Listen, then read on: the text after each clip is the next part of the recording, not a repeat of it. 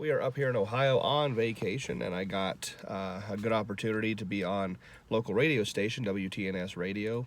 I did this 2 years ago, the first time I benched 1,000 pounds when I did 1035. So it's going to be cool to come back 2 years later and talk about my experiences since then and all the records and things we've done in these last 2 years. So we're going to go ahead and get that recorded and then put up for you guys.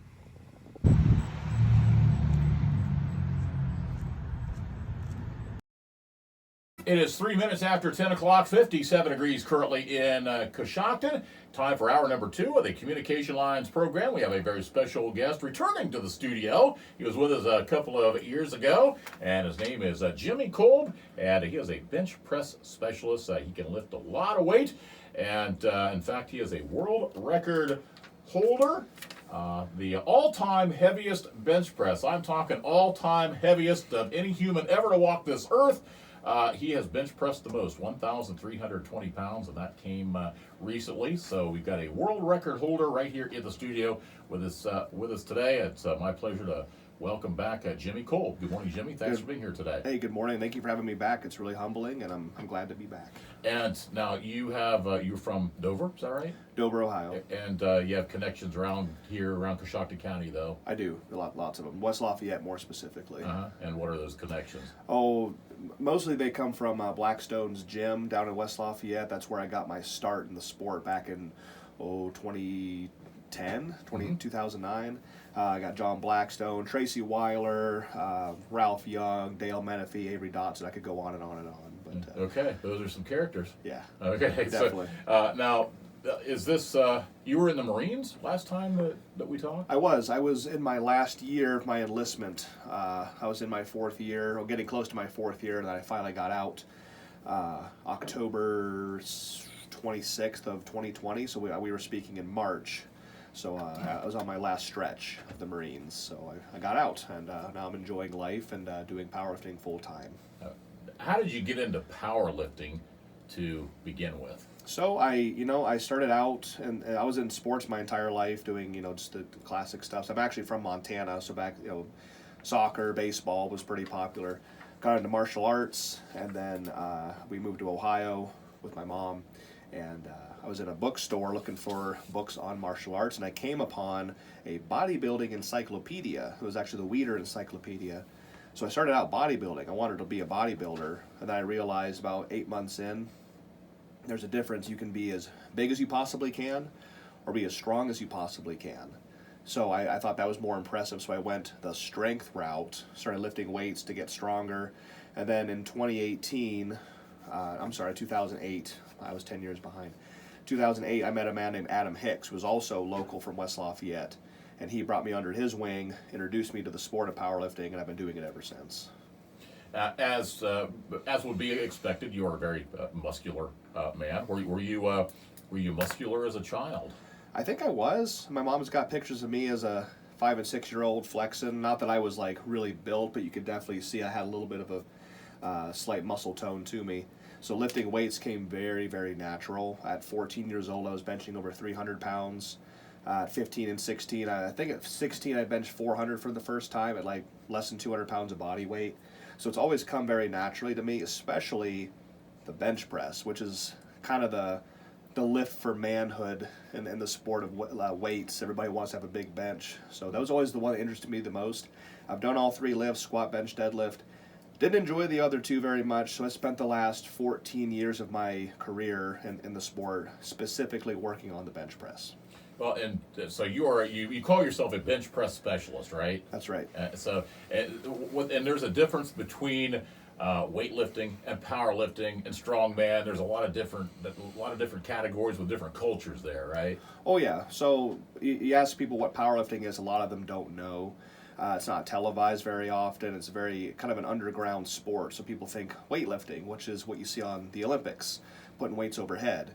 That is not what powerlifting is by any stretch of the imagination. Weightlifting takes coordination, speed, timing, flexibility, coordination. Powerlifting does not take any of those things in reality. Strongman you also see on TV, like on the ESPN, the World's Strongest Man. They're lifting logs and stones and medleys and all this crazy stuff. And, That's kind of gimmicky, isn't it? a little bit, yeah. You know, I've met a few pro strongmen. They're really cool guys. I get along with them really well. They're pretty awesome. One name I remember is Magnus for Magnuson. You can't forget a name like that. He's like a legend. Legendary. I think he's still alive and judging strongman competitions. I think we saw him at the Arnold this past year, if I'm not mistaken. Another Magnus is Magnus Samuelsson from Sweden, I believe, in Legends. But yeah, powerlifting is very, very niche, and especially on my side of the sport, which is equipped powerlifting. Very, very small, tight-knit community, but very, very, very friendly as well. And you're a bench press specialist, so you go to you compete at the Arnold each year? So what's your involvement there? We go to the Arnold every year. We've gone to the Arnold every year since 2009 or 10. I think we've only missed a couple because of the military. I used to compete at the Arnold. They had a bench press competition where it was the biggest bench takes all. But now it's kind of switched. The last time I competed at the Arnold was 2015. I think I bombed out, which means I didn't get a lift in. 2014 I won it. But recently it's switched to, it's called the Last Man Standing, and it's kind of an endurance test. It's who can do the most singles in ascending weight. It's not like who can bench the most. It's who can last the longest. So it doesn't interest me as much anymore. We still go to the Arnold to work for one of our sponsors for all 3 days, but I don't compete there right now. And now you see guys with lots of muscles and they'll say, I could bench press 300 pounds, and well, you can bench press half a ton more than that. Yeah, it's all relative. There's different ways to display strength, and just for because some people argue who's the strongest in the world or in history at something. There's so many different ways to display that strength. Who can just pick the most weight up off the floor, deadlift? Who can put the most weight overhead? Strongman or Olympic weightlifting. But who can bench press the most? And that's what interests me, which is the most important thing, and that's what I've chosen to pursue. So, but yeah, I mean, I'm not going to dog on somebody for, I'm going to use it lightly, only benching 300 pounds. It's all, as long as you're working hard and enjoying it, that's awesome. So what is the allure? What took you down this this path? What keeps you going? That's a good deep question. So I've always competed against myself. I want to get something out of the sport. I've not spent my entire career chasing others. I know a lot of powerlifters in the past that I've followed had like what they call lightly their kill list, but it's not an actual list of people they want to dismember, but it's people they want to beat. So they would have a list of people. I want to beat that guy. They beat him, cross his name off the list, go to the next guy, go to the next guy. And eventually I thought, like, well, what if you get to the bottom of that list and then, like, you have nobody else to beat? What else do you have? I've spent my entire career trying to improve myself and trying to chase my own numbers. And that's what keeps me motivated. Even though I'm on the top right now by a considerable margin, I still have numbers I want to get and I want to pursue. So I'm never bored. I always have something else that I want to chase. So that's kind of what keeps me going. I think a couple of years ago when we spoke, you were the world record holder then too, weren't you? Yeah. At the moment? I was at the moment. So what I had done, it was my first time ever benching 1,000 pounds. It was actually March 1st of 2020. I got it tattooed on my arm right there. I benched 1,035, weighing 273, I believe. And that broke the weight class, the 275 weight class all-time bench record by, I think, 4 pounds. A man named Scott Mendelson from California had the record before at 1031. So it was my first time benching 1,000. It was one of my first times benching an all-time world record for a weight class. So I've got a lot of weight class all-time world records, but more specifically, the lift that I did earlier this year was the heaviest lift ever done for bench press, but also for the entire sport of powerlifting. You held the record before, but eventually somebody broke that, right? Yes. You hold it now, but you had the record before, and then somebody topped that, right? Yeah. So June of last year, 2021, I was at the York Barbell Hall of Fame in Pennsylvania, and at that moment, I had benched 1,120 pounds, and that was the all-time heaviest bench in history at that time. And then a man from Texas, a really good friend of mine named Tiny Meeker, he came up in November of that year. We both went back to York, and he beat me by 5 pounds. He benched 1125. And then I ended up bombing out of that meet, which means, again, I didn't get a lift in. And then come February, so about 3 or 4 months later of 2022, I re-broke that record by almost 200 pounds by benching 1320.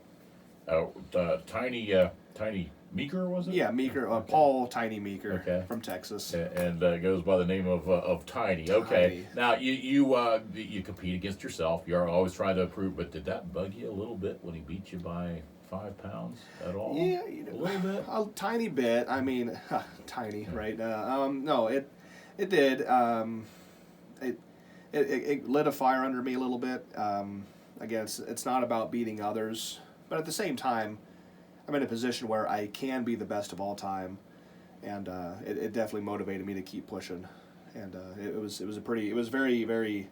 It's always friendly. You know, we're all friends. We all do the same thing. We all support each other. And but yeah, that definitely motivated me to keep going heavier. The 1,100 pounds plus was hardly imaginable back then. Now we're talking a couple hundred pounds more. What do you think are is the upper limit of you or any human to of a bench press? What's the limit, if there is such a thing? I was not raised to believe in limits. I was raised by my mother here in Ohio, and limits are fictitious. Now, I mean, I have to be realistic at the same time. I don't think 3,000 or 4,000 pounds is ever going to be done, but I have goals of benching 1,400 pounds this year is actually my goal, my short-term goal. So I benched 1320 in February. I've hit multiple 1,200s here. We went to Texas. I've hit a few 1,200-pound benches. So what I want to do is bench 1,400 this year. And then I have an ultimate goal, which, I mean, there's no really time. I don't have a time frame. I can take as long as I want. But I do think a 1,500-pound bench, a 3/4 of a ton bench is possible. Whether I do it or somebody else does it, but with proper time and adaptation to loads, we're talking bones, muscle, connective tissue, CNS, central nervous system. I think 1,500 pounds is possible. As of right now, 1,320 pounds is the world record held by you. Do they use English or metric? Do they? It depends on where you go. Oh, okay.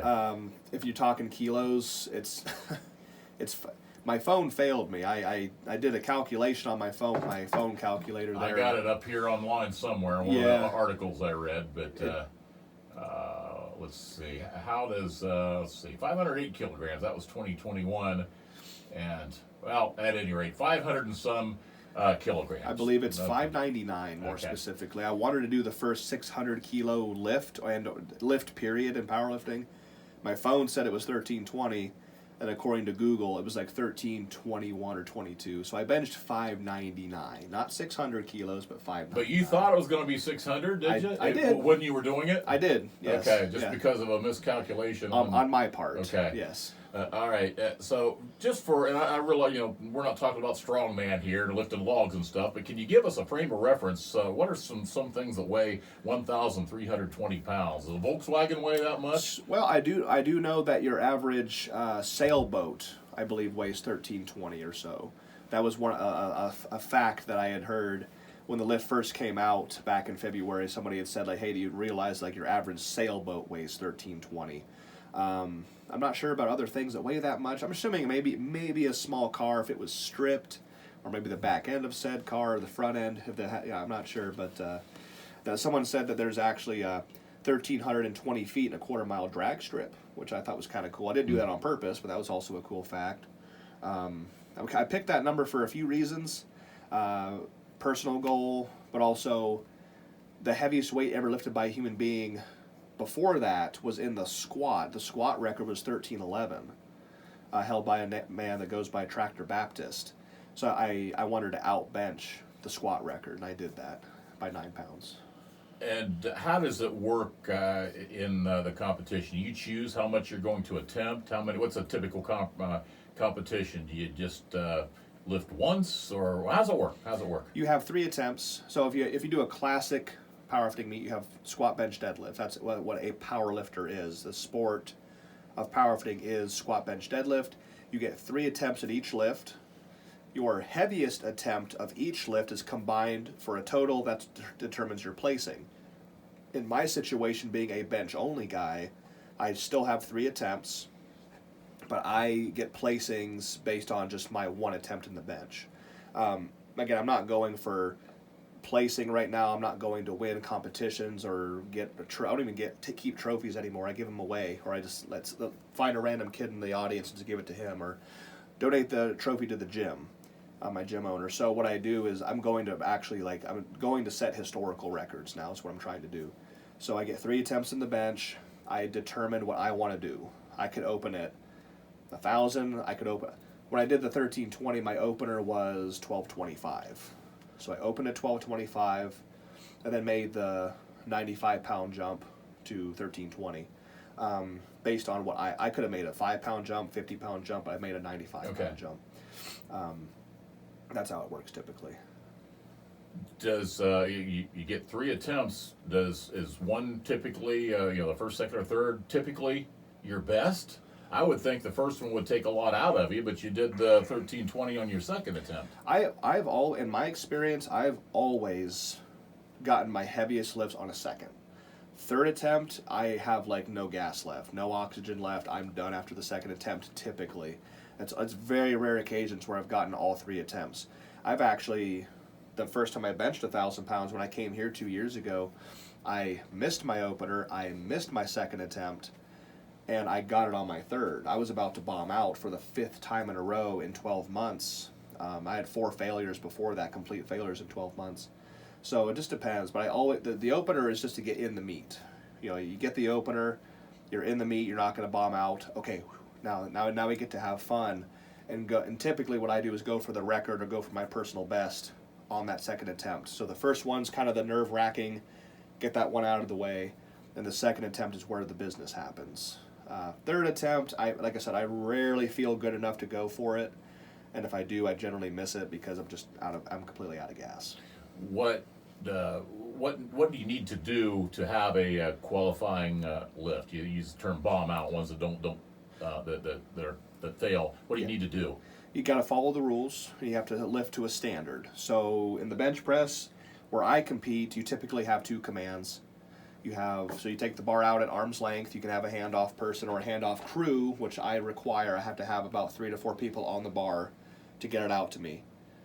The head person, the guy at the head of the bar, says release. Everybody lets go. It's completely in my hands by myself. Complete control. Powerlifting is a controlled sport. You have to show control. You can't just take the bar out and go straight down to your chest. You have to show the judges you have control of the bar. Or they might even say take it, like take the bar away. Re-rack it because you're not showing control. Hold it at arm's length at control. Bring it down to your body, because I touch my belly, not my chest. I bring it quite a bit lower. You have to completely stop. The bar is completely paused on your chest or your belly until the head judge says press. And at that point, you can press the bar up, controlled, even. Hold it at lockout until the head judge says rack. And then you put it in there. And you can have assistance racking the weight. You don't have to do it yourself. Which also is a requirement for me because the bar is bending quite a bit.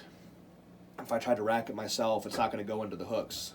So they have to actually pick the bar up, take the bend out of the bar to get it back into the rack. So you have to follow the commands. If you touch and go, like you touch and don't wait for the press call, that's a bad lift. If you don't hold it at lockout and wait for the rack command, that's a bad lift. Typically, you have 3 judges on the platform. The 2 side judges are looking for things like foot movement on the floor. You can't move around. You have to stay planted. They're looking to make sure your butt is not coming off the bench, because that can also be cause for a red light. And it's got to follow the standard and follow the rules. And are they pretty consistent with that? Is there shakiness or is there some wiggle? I guess how clear cut are those definitions? It's pretty black and white, cut and dry. It's pretty easy to follow. There are it depends on where you go. There's a lot of different, what we call the federations in the sport of powerlifting. There's too many of them, in my opinion. There needs to be a lot less. I like to go to meets and federations that are lifter friendly. If you do something they don't like, if it's not too bad, they might say, hey, we're going to give it to you, but on the next one you have to correct this, or we're going to fail you. So make sure you don't do that again. But there's fair consistency. There are meets you go to and you're like, how did that pass? Like, what's going on here? But most of the time you see a pretty consistent judging. Okay, well, you're being very kind, but I'm kind of picturing in my mind baseball, and the announcer say, "Well, today they're not giving them those low strikes," and that kind of thing. And is that a fair analogy? I mean, we're all human, whether some people want to admit it or not. But we're all human. Everybody makes mistakes from time to time. Things get missed or things get It's just. But it's platform ready. It's meet day. It's game day. Things happen. Things get passed. I've seen lifts that got failed that I'm like, there was nothing wrong with that. What's going on here? It's just how it works. The sport of power, nothing is perfect in life. You're gonna get lifts taken away from you that probably you deserved. You're gonna get lifts turned down. It's just how the sport works. It's just part of it. It seems there would be a certain amount of danger in what you do. If something slips or drops, or what are some of the risks? Well, I'll tell you what, I had a slight injury back in 2019, when I was still in the military. I accidentally, it's a long story, but I accidentally dropped 400 pounds on my chest from full lockout. It came down to my chest, it bounced, and came back down a second time. And I cracked both ribs on each side of my body, pulverized the soft tissue below my sternum and my abs. I couldn't get out of bed by myself for 6 months. I couldn't sneeze. My body kept me from sneezing because of how much pain I was in. That was just 400 pounds. So 1,300, 1,400, 1,500 pounds, if something goes wrong, you're probably not going to walk away from that. Yeah. So there is definitely risk. It's any sport taken to the extreme is going to have a risk factor, and we all know and understand that. There's things in play. There's things that we have in place to negate some of that danger, like proper spotting. We have what we call body savers on the bench, which are these metallic arms that run the length of your body that actually can be raised up and down. So if you happen to dump a weight towards your belly or towards your face, the bar will land on these metallic arms and not your body. That should be. It's not a requirement right now for meets to have those. I'm fighting with federations to actually make that a mandatory requirement to have face savers on the bench no matter what, because that's just one of the most, the safest ways to bench, and one of the biggest safety factors. If we know if the competition does not have them, I will not show up. The meet has to have face savers on the bench, or I don't compete. Okay, and you carry enough weight, I'm sure, to have some influence over that. I'm a competitor like everybody else. I like to try to stay as humble as possible. I don't like the idea of using my name or my credentials to have pull and sway. I do appreciate if people can recognize at least that I have a good point and will take it in consideration. But I pay my gym memberships. Membership fees for federations. I enter meets. I pay to get in. I'm a competitor like everybody else on that platform. Everybody should have equal say, in my opinion. Okay, but they want you to come, and it's all about safety. So correct. Now, how often? I mean, the injury you described with 400 pounds does not sound pleasant at all. How frequent are injuries in your sport? Percentage-wise, it's actually one of the safest sports out there. I mean, injuries are not very common, and it's that people, you hear somebody blowing out a quad, blowing out a knee, ripping a pec, blowing out a shoulder. It's actually, statistically speaking, is a very safe sport. But again, anything taken to the extreme has danger. But we wear equipment that keeps us from tearing, our bench press shirts that keep us from tearing our pecs, blowing out our shoulders, squat suits, knee wraps, and again, proper spotting. A lot of times what I see, if somebody's getting injured, it's oftentimes because it's not always the spotter's fault, but oftentimes somebody will dump a weight in the squat, or something will happen and the spotters are not strong enough or capable enough to actually grab the weight and put it back for them. So that oftentimes is the case. Rarely do you see somebody just go for a weight they can't handle and they get hurt doing it. But it happens, but it's not as common as people think. The spotters and the people around you, when you're, it's one thing when you're lifting 400 pounds, but you got to have some strong men around you when you're lifting 1,300. So that's it's such a. I'm the one on the platform. I'm the one under the barbell. So it's an individual sport, yes, but I cannot do the things I do without my support group, without my guys at the gym, without my crew. So everywhere I go, when within a reason, if we're going to Florida or Texas, obviously they can't all come with us. It's too expensive. But if we're going local, we're down in Virginia, so we go to Pennsylvania, to York Barbell, 2.5 hours, 3 hour drive. My entire crew comes with me because they know what to do and they know how to handle me and they know what to do if something goes wrong and they're capable enough to do it. I'm not just going to trust the meat spotters or people I've never met before. Mm-hmm. I'm handling too much weight now to take that risk. If they can't go with me, or if I'm going somewhere where they can't go with me and I know there's nobody there who can help me, I'm not going to risk it. I'm not going to go. We're talking today with Jimmy Kolb, the world record holder, the all-time heaviest bench pressed, 1,320 pounds. We'll take a break. Be back with Jimmy right after these words.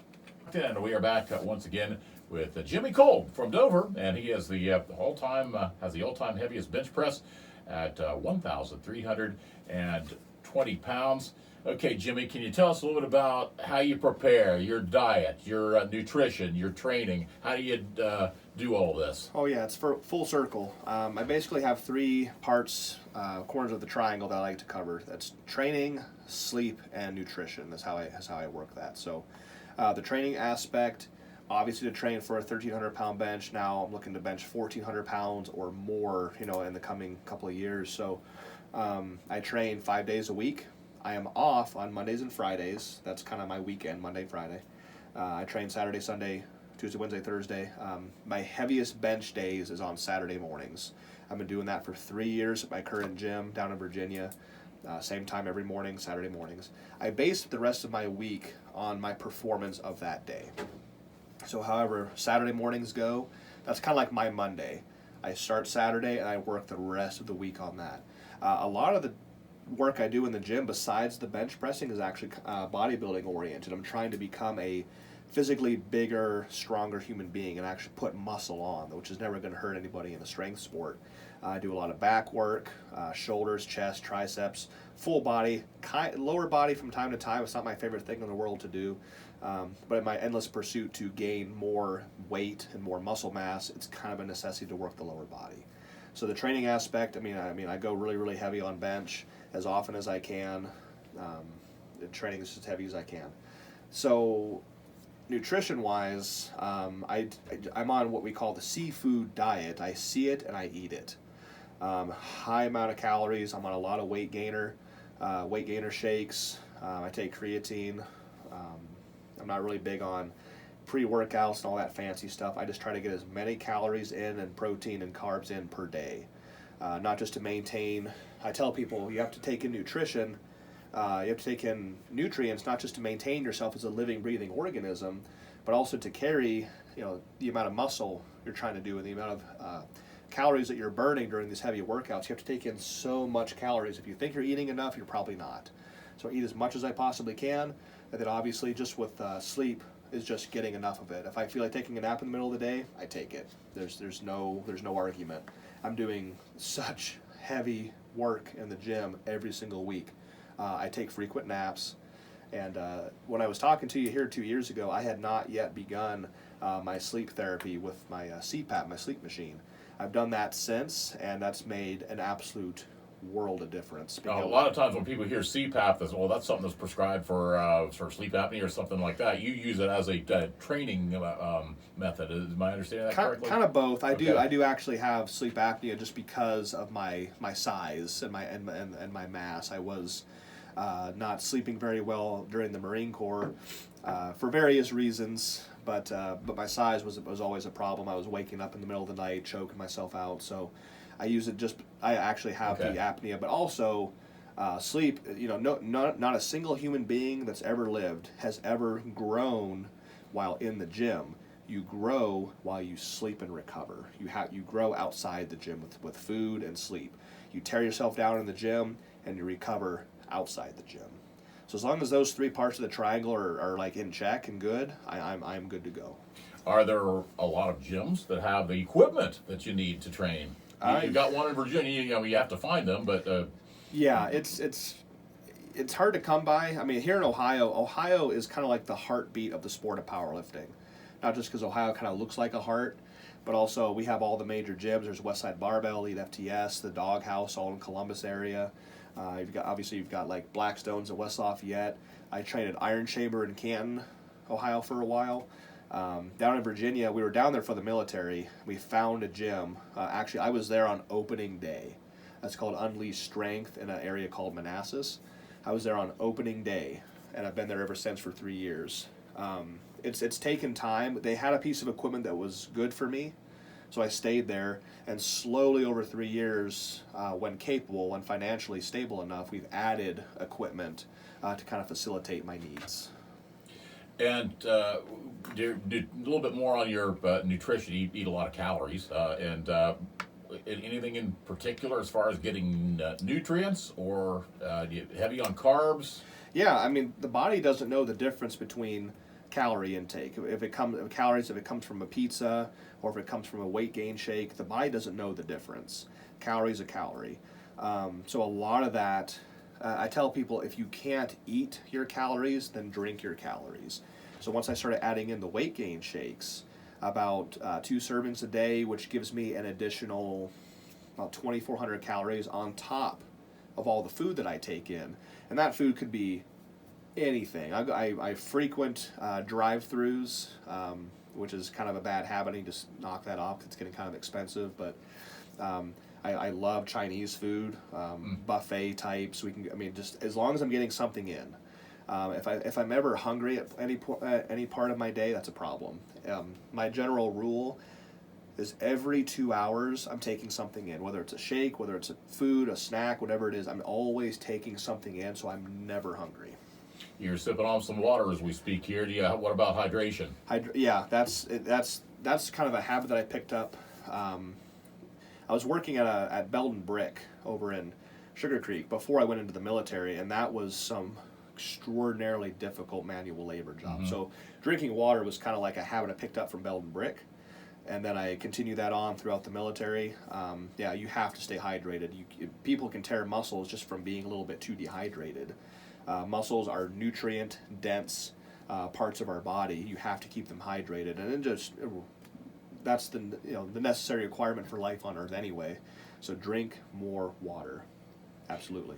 And how about your support system in the form of other people? You've mentioned your friends, your gym, your spotters, and others that help you be successful at what you do.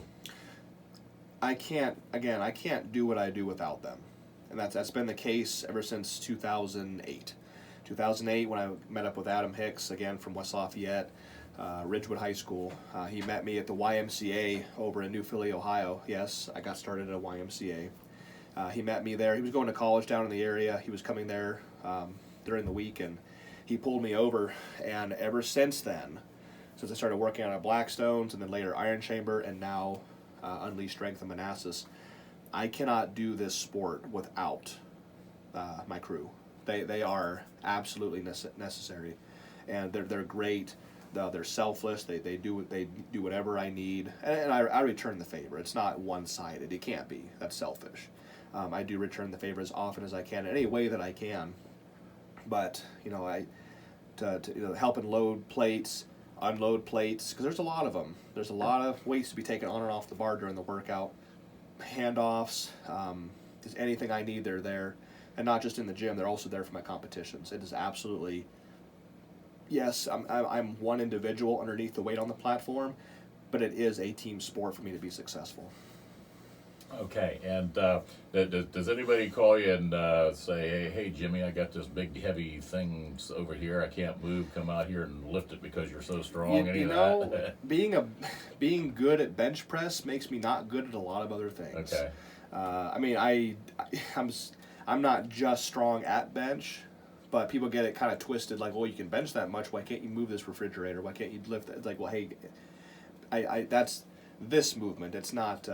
Now, like strongman, I would say are more functional for everyday situations like that because of the nature of their sport.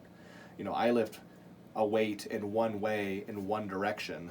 They're lifting, like, mechanically speaking, in such different ways, lifting logs, lifting stones, carrying things, walking with things, pulling trucks behind them with harnesses and things. So I think if you want help moving, contact a local strongman. You might have better luck. Okay, all right. So you are a bench press specialist. We established that right out of the chute. Now, in the movies, sometimes we see there's guys that think they're tough. They have a couple of beers and they want to come up and challenge the biggest guy in the room. Does that ever happen to you? Fortunately, I don't drink, and I don't. That's not my scene. I don't frequent bars. In it can happen elsewhere. Any situation. No, no. I that's not really happened to me. I get people that are interested, and I see myself every day. I don't think I look special, or I think I have a little case of what's called bigorexia, which is where you always see yourself as kind of being a small person. I look at myself and I'm never happy. I'm like, I'm not big enough. Who's this shrimp in the mirror? But other people see me there. They come up to me and talk, and they say, "Oh, well." Of course, they always ask, "What do you bench?" Because that's the universal question. Okay. What do you bench? I bench 1,320 pounds. Yeah. I tell, I kind of laugh, like they're not going to believe what I say. They're not. Those numbers. It's hard for people to kind of understand because that's not something that everybody has experience with. Now, if you can take a 60 penny nail or something and bend it, everybody can grab a penny nail and know how tough that is and how hard it feels.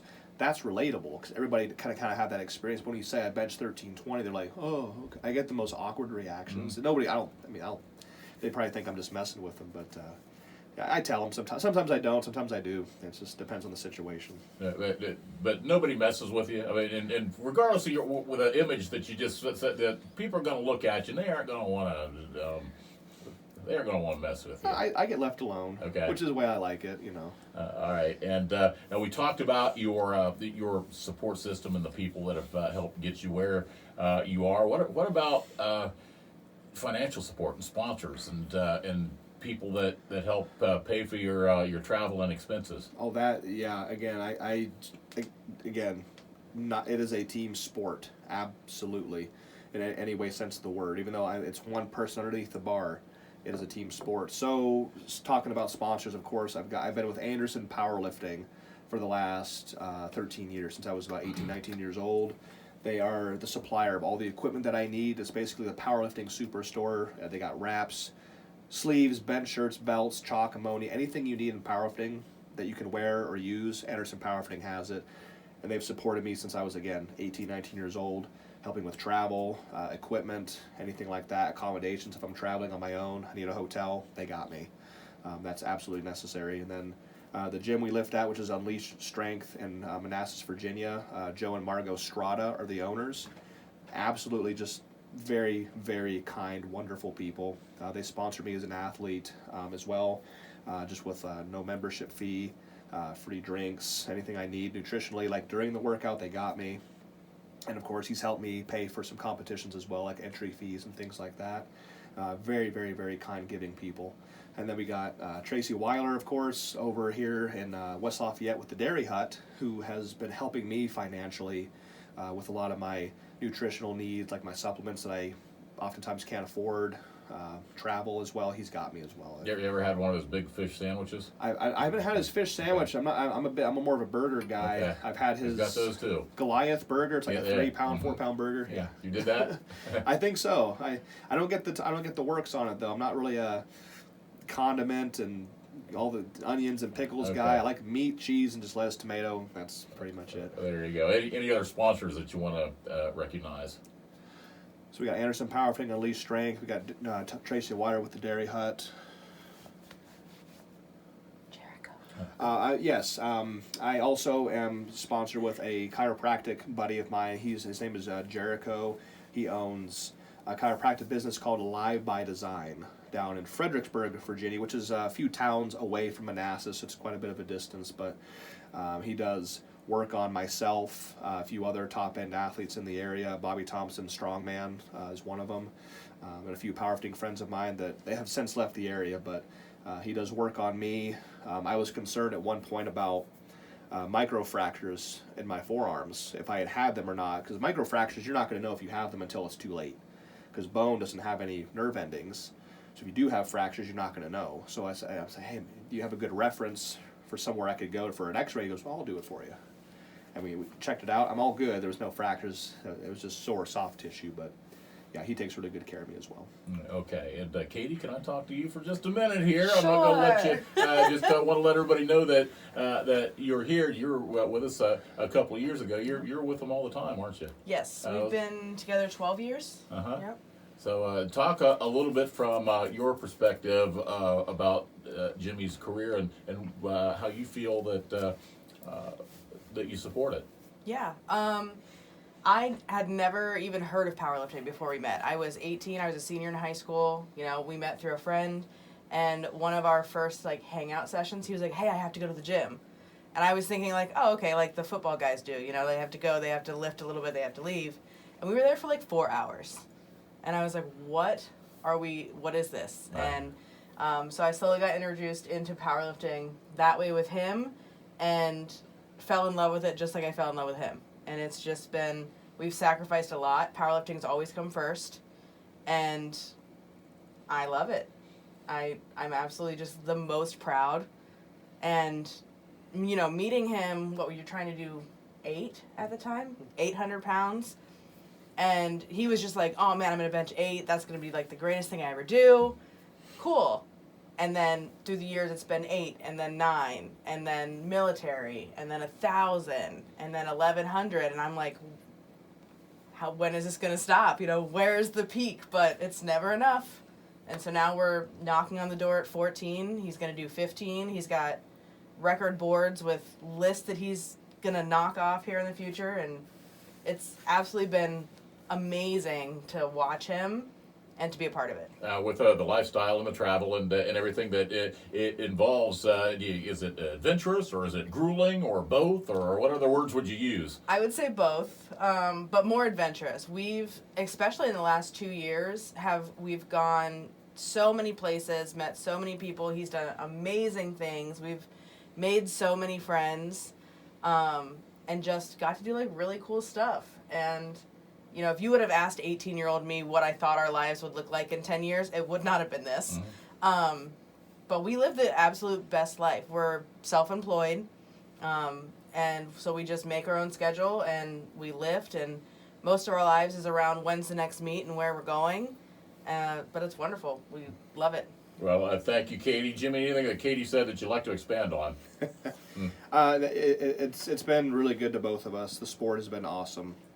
It is a sport that you truly have to love because there's not a lot of money involved. I mean, I've spent 18 years in the sport, more than half my life in the sport. And after 18 years, there are some opportunities for money meets. I've done a few money meets the last couple of years. Got some opportunities to get a little bit of financial gain. But I've truly not done it for the money because it took 17 years before I was getting paid even a little bit. Mm-hmm. So I clearly have not done it for the money. It's purely for the love of the sport that makes, I mean, you can barely rub 2 nickels together sometimes, but you love it. So it's been really good to both of us. We've had opportunities to travel, again, for the sport, but we've got to see a lot of parts of the country that we wouldn't be able to otherwise. Met a lot of great people, made a lot of great connections, and it's treated us really, really well. At this point in your career, are you able to make I'll just say, a comfortable living from it? So between the lifting and the things I run, so I do coaching online, which I coach about, I think, 7 or 8 athletes right now, top end athletes. I also run a Patreon online. So a Patreon is a platform where people can just post. There's all different kinds of things you can do on Patreon. My grandma introduced me to that because she was actually subscribed to a Patreon where she was learning how to paint different things. A person would just put videos up on how to instruct on how to paint. And so I created a Patreon, which was actually Katie's idea. And for $10 a month, people can subscribe on there. It's just my last name followed by Strong, so Kolb Strong on Patreon. $10 a month, people subscribe, and they get to watch everything I do in the gym, every single rep of every single movement, 5 or 6 days a week. I video record all of it. I do commentary over top of it. And you get to, I use it as an advertisement for all the behind the scenes stuff for the big lifts I do on the platform. There's a lot of work that goes into it, not just bench press and get out of there. There's a lot of work, and people are interested to know what I do. So the Patreon brings in some income, and as you mentioned, we're self-employed. About 2 years ago, year and a half ago, we decided to make our own business. Right out of the military, we decided to make our own business and work for ourselves. So we do t-shirts, we screen print. We have a small business called Melon Tops, which is an Etsy business where we do custom orders for people, stickers, prints, shirts, things like that. So we're good. We're doing well. And you're you have a nonprofit foundation. Is that what you just referred to there? Tell us a little bit about that. Or Katie, would you like to? Whoever. Yeah, we it was actually, again, it was her idea. We have a nonprofit organization. We are officially a 501c3. There you go, 501c3 nonprofit organization. What we do is we raise money for young powerlifting athletes. It's called the Kolb Strong Scholarship Powerlifting Fund for Young Athletes. And throughout the year, we collect donations, we host events, things like that. We do giveaways, we raise money, and for every $1,000 we raise, we give that to a young athlete between the ages of 13 to 23, so the teenage division and the junior division. We cut people $1,000 checks. We do that through a kind of a vetting process. We have people write it on the start of January 1st of the next year.